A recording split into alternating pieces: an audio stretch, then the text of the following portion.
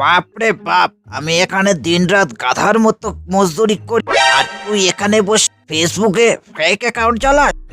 পাপা, তোমার একটা সিক্রেট আমি জানি। কিসের সিক্রেট?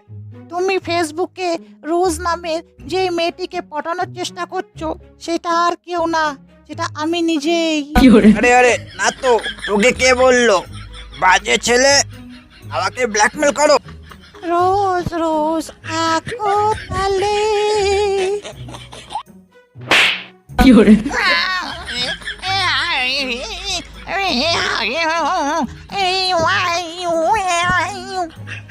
তাহলে কোন কারণে কাঁদছিস?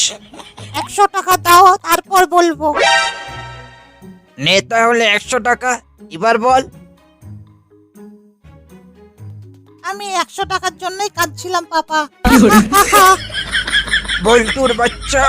আমি পাপা তখন থেকে আমাকে মেরেই যাচ্ছে। কি হচ্ছে কি ঘরের মধ্যে?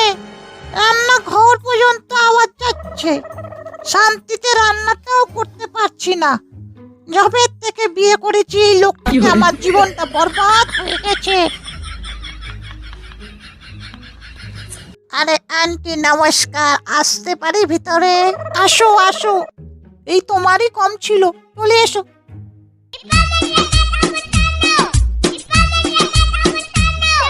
আর কাকু নমস্কার। নমস্কার নমস্কার। এই বল্টু, তোর পড়াশোনা কেমন হচ্ছে? আর আর কি বলবো, পড়তে পড়তে বই হয়ে গেছে।